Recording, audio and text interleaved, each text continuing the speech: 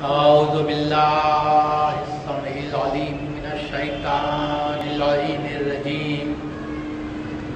بسم الله الرحمن الرحيم. الحمد لله رب العالمين والصلاة والسلام على سيد الأنبياء والمرسلين خاتم النبيين طبيب نفوسنا وشفيع ذنوبنا مولانا بالقاسم محمد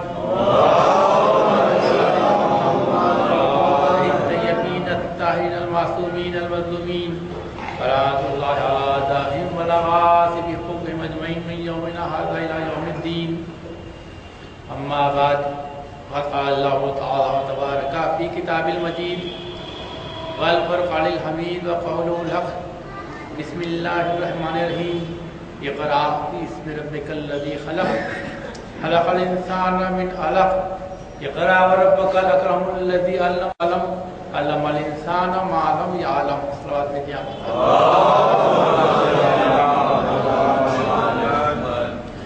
توفیقات الہی کی دعا کے ساتھ میں نے آپ حضرات کے سامنے روزانہ کی طرح آج بھی سورہ اقرا کی ابتدائی آیات کو بطور سرنامہ کلام پیش کیا.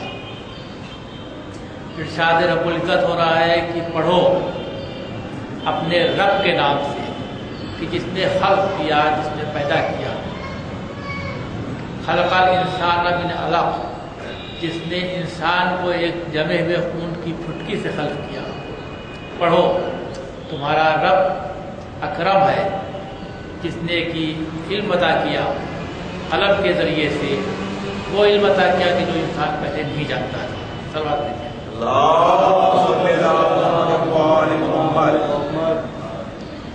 ان آیات میں جہاں پروردگار عالم نے انسان کو اس کی خلقت کا آغاز یاد دلایا ہے، وہیں اپنا تعارف بھی دو حیثیتوں سے کرایا ہے، ایک رب اور ایک خالق.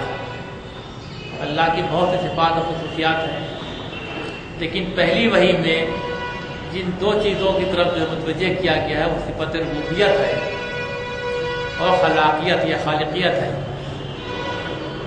رب کے معنی تربیت دینا، نشو و نما دے کر پروان چڑھانا. رب کے معنی میں حاکم، حکمراں اور مالک بھی آتا ہے. تو قرآن کریم میں ان تمام معنی کے لحاظ سے اس لفظ کا استعمال ہوا ہے. اسی طریقے سے خالق کے معنی خلق کرنے والے کے ہیں.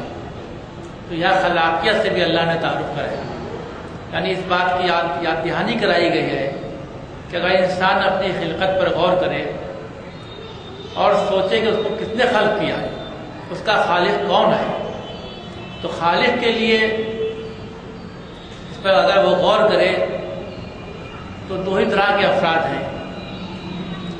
ایک تو کہتے ہیں صاحب نیچر ہے، ہم اپنے آپ پیدا ہو گئے، یا وہ لوگ ہیں کہ جو اس بات کو مانے کہ ہاں ہم جو ہے ہم کو کسی حکیم حکمت والی ذات نے ہم کو خلق کیا ہے.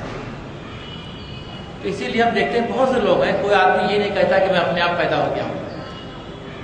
جتنے دنیا میں لوگ ہیں کوئی اس بات کو ماننے کو تیار نہیں کہ وہ اپنے آپ پیدا ہو گیا، بلکہ وہ اس بات کو مانتے ہیں کہ ہاں خلق کرنے والا ہے، خالق ہے، ہم خود سے پیدا نہیں ہوئے. اب وہ خالق جو ہے وہ حکمت والا ہے یا بغیر حکمت والا ہے، بغیر سوچے سمجھے پیدا کر دیا. تو ہمارا عقیدہ اور ہمارا ایمان یہ ہے کہ جس نے ہم کو خلق کیا ہے وہ حکمت والی ذات ہے، حکیم ہے. صلوات بھیجیے احمد.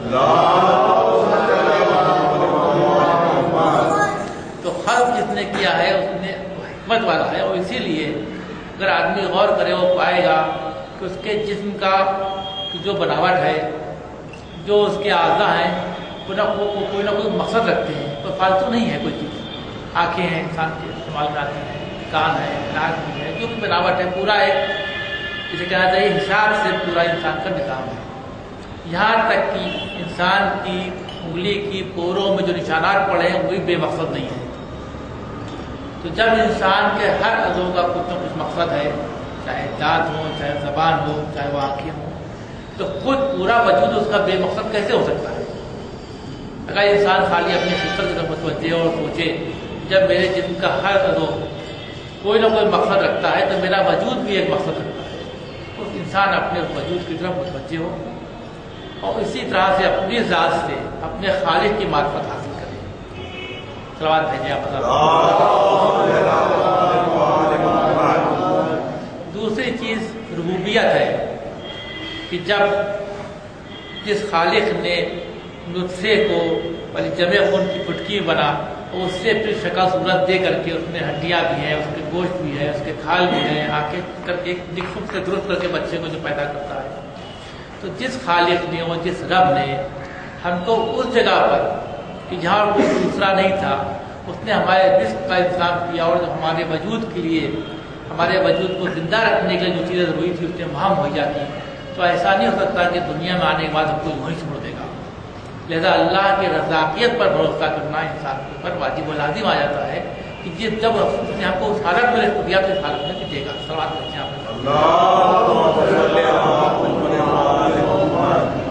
ہمارے ایک دوست ہیں، انہوں نے ایک دفعہ کہا کہ صاحب جو ہے وہ جس میں اپینڈکس ہوتی ہے، آج کچھ کہلاتی ہے، بڑی آنت کے آخر میں لکھا ہوتا ہے، تھوڑا سا ٹکڑا ہوتا ہے چھوٹا سا آنت کا، اس کو اپینڈکس کہتے ہیں، اور کبھی کبھار اس میں غذا پہنچ جاتی ہے تو نقصان ہوتا ہے اور اس میں مرض ہوتا ہے، اپینڈیسائٹس کہلاتا ہے، اس کا آپریشن کر کے نکال دیا جاتا ہے. تو انہوں نے یہ بات کہی کہ صاحب یہ جو ہے فالتو ہے، یہ ہم نے کہا اللہ نے کوئی چیز فالتو نہیں خلق کی ہے، کوئی چیز فالتو نہیں ہو سکتی ہے. ہم نے کہا دیکھیے آپ کا کوٹ آپ پہنے ہوئے ہیں، آپ کا بچہ آپ سے کہے کہ سب تو ٹھیک ہے کوٹ میں آپ کے، تو اندر کی طرف جو 2 بٹن لگے ہوئے ہیں پیچھے کی طرف شیروانی میں ٹاک دیا تھا، ہم نے کہا وہ کہتے فالتو ہے، کہ نہیں یہ فالتو تو نہیں ہے، کبھی بٹن ٹوٹ گیا گر گیا تو یہ لگا دیا جائے گا. ہم نے کہا ایسی اردو سمجھی ہے، آج آپ کو نہیں معلوم ہے، کل ایک زمانہ ایسا آئے گا کہ جب آپ کو معلوم ہوگا کہ ہاں بعض امراض میں بعض بیماریوں میں کہیں نہ کہیں پر اس کے ٹیشوز استعمال میں آ سکتے ہیں. اور اسی کے کچھ دنوں کے بعد اخبار میں خبر آئی تھی کہ جو بچے کے پیدا ہوتے وقت جو نال اور دوسری چیزیں الگ ہو جاتی ہیں، نال جو ہے وہ محفوظ رکھی جا رہی ہے کیونکہ وہ بلڈ کینسر اگر کبھی ہو تو اس سے اجزاء لے کر کے بنایا جا سکتا ہے. تو اللہ نے کسی چیز کو بیکار خاص نہیں کیا. ابھی ہماری سمجھ میں اس کا غرض اور مقصد نہیں آ رہا ہے، بات دوسری ہے، لیکن اللہ نے جو چیزیں پیدا کی ہے وہ خود حکمت والا ہے، تو کوئی چیز اس نے عبث اور بیکار پیدا نہیں کی. صلوات بھیجیں.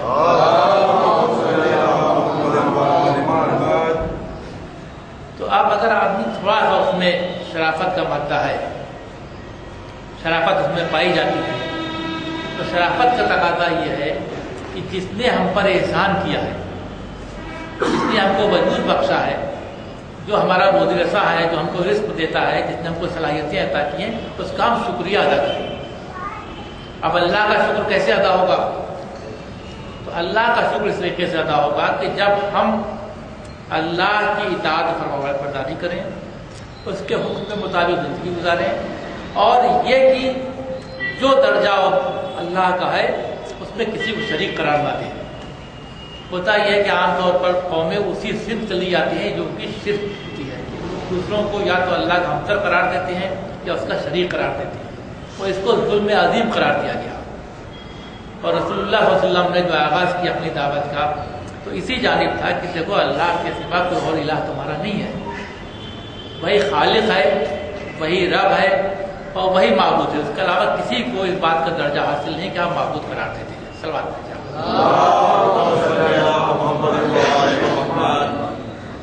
اب مسئلہ ہے کہ آتا ہے اور سامنے بات آتی کہ رسول اللہ نے جس دین کی تبلیغ کی وہ دین اور ان کی تعلیمات کسی خطے تک، کسی شہر، کسی بستی تک محدود نہیں.